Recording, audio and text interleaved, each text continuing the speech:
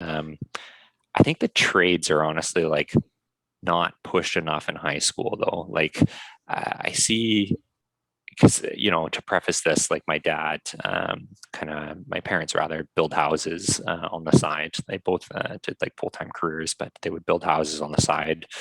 We would move into it, live in it. So very familiar with construction and kind of seeing how, I guess, much availability there is as far as like careers in the trades right now, that you could absolutely make a huge like career in the trades. Like Yeah. right now, like it wouldn't take much to go get your seal or get your training, just do phenomenal work and provide phenomenal service with some pride in it.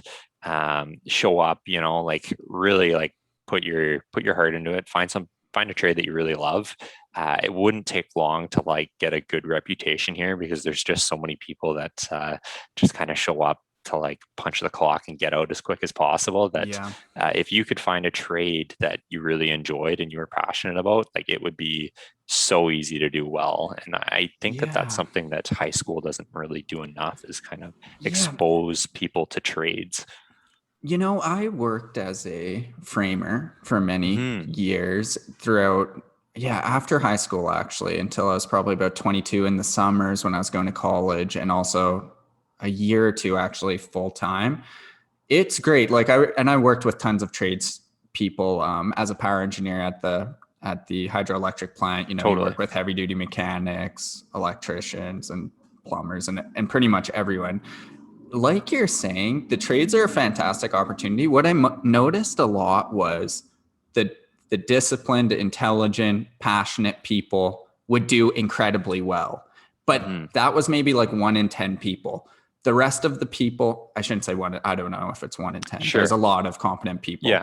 in the trades. But then there was a subsection of people who were just there, maybe similar to undergrad. Maybe it's a similar phenomenon where they were just there because they had no idea what to do. They just needed a job. And the physical labor aspect of the trades wore them down.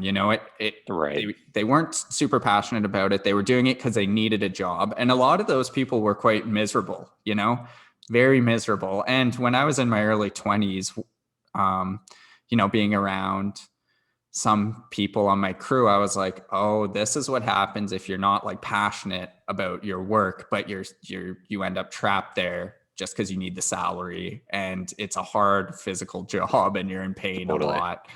And yeah, but it is interesting to think, a lot of people in undergrad that I met when I was going on campus, I would often think, I was like, it's like, you're here, you're not that engaged. Maybe you should be out, working with your hands, seeing what it's like in the world, actually Totally. working.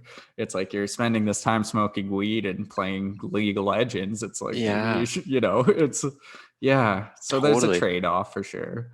Yeah, and that's a, I guess, an experience that we both share, is that kind of a little bit of employment history and manual labor, right? Yeah. So I wonder like how much that was pivotal, because I vividly remember, university's what, like a 3 month summer or something like that, three and a Yeah. half months Three, or four. something. Yeah. So I would work construction like during that 3 to 4 months. I usually would work construction during the day and then pick up like a serving job in the night. Yeah. And then the two employments together would be able to like pay off my tuition for the coming year. And I would remember that like by the end of that 3.5 months, like you were just so done with So waiting tired. tables and doing construction during the day. And it was probably a mix of just like, because I probably did 60, 70 hours a week to like pay for university Yeah. and so forth. So it was like a lot of work that maybe I wouldn't have felt that way if it wasn't that much. But by the end of those summers, man, like I was like, okay, like this is why I'm in school. This is why I'm like working to get to where I want to be, because Yeah. I was like, this just isn't a good fit for me. And this is definitely like a part-time job kind of thing. But yeah, I wonder if that's like, because there's definitely people that, you know what I mean? Like they're super passionate about that. And like you would meet them at the job site, as you mentioned. I wouldn't be able to put a number on it, but you kind of mentioned those passionate people, and you'd see that in the restaurants, you'd see that in the job sites, and those people were always the ones that, you know what I mean, did the best work and like showed up, and like you didn't have to worry about them getting their job done, or you'd watch them in the restaurants and consistently they got the highest tips, and they had the most comment cards that would come in ranting and raving about them. And those were the people that, you know, you'd look on the Yelp or the Google reviews, and like you would know that that was their table, like that person was like waiting on that table. So it's like super interesting that if you can find that field that you're like very passionate about, if you can find that